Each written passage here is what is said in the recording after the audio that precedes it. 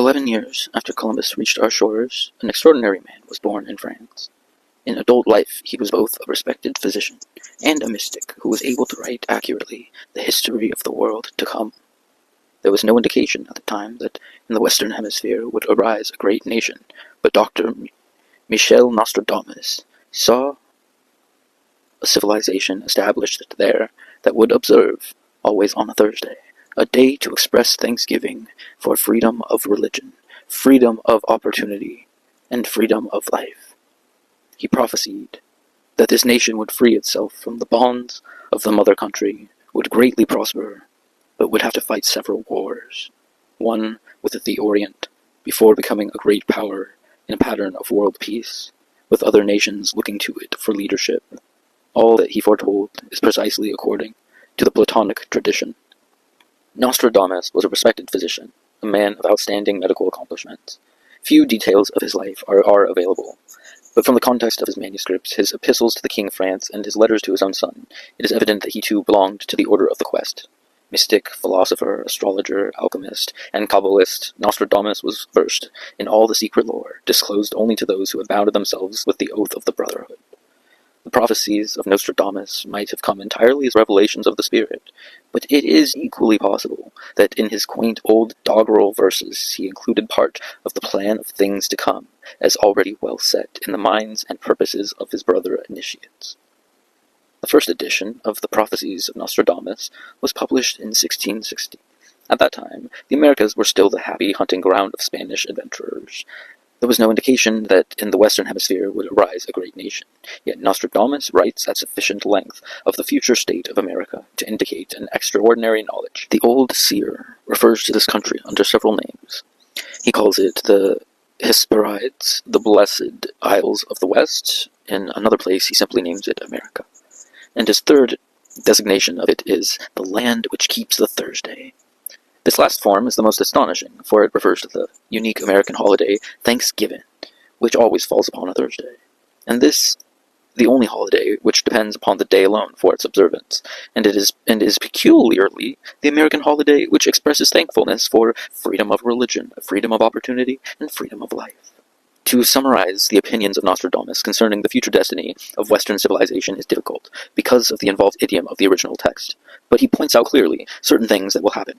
He saw that a great civilization would rise in the Western world. This civilization would free itself from the bonds to its mother country, and then assume a free place among the temporal powers. The new country would flourish and extend its domain across the entire continent. It would grow rich and powerful, he predicted, and live at peace with its sister, Canada. Sure. He said that America would have to fight several wars, including one with the Orient.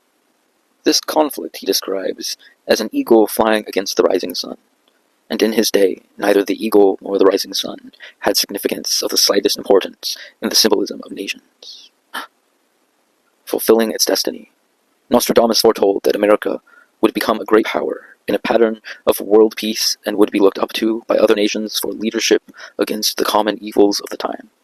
In short, as Nostradamus foretells the story of the Blessed Isles, it is precisely according to the Platonic tradition, and we cannot but wonder if he was a party to that tradition, and knew exactly whereof he spoke.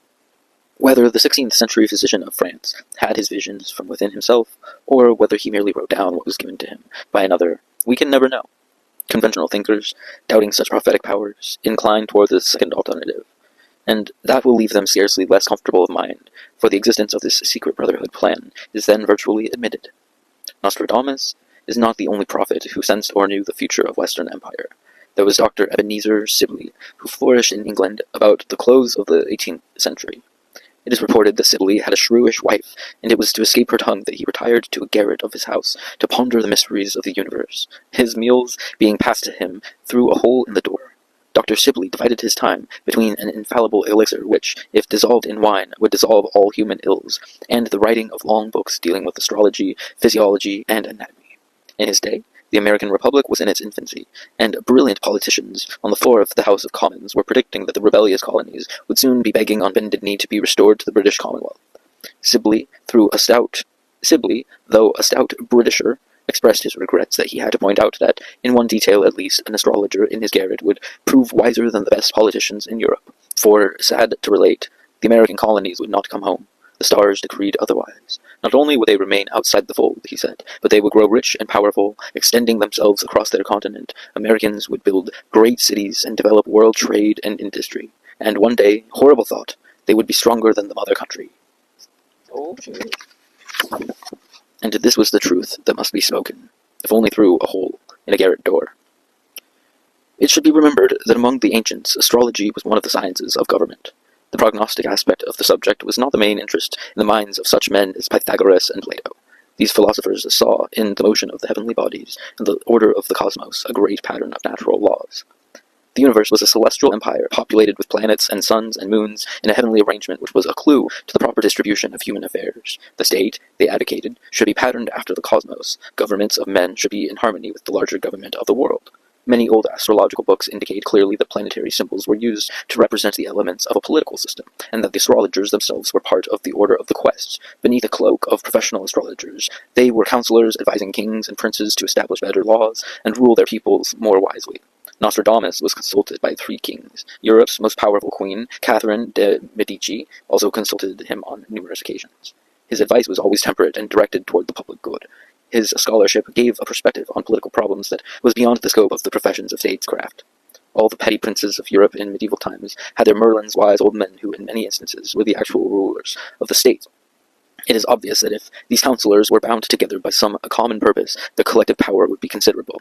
And they were bound together in the secret society of unknown philosophers, moving the crowns of Europe as on a mighty chessboard. Men of this caliber bring about the mutations of empire. It is the general opinion that revolutions begin with the common people, but this is not true. The benevolently informed always guide and direct public opinion.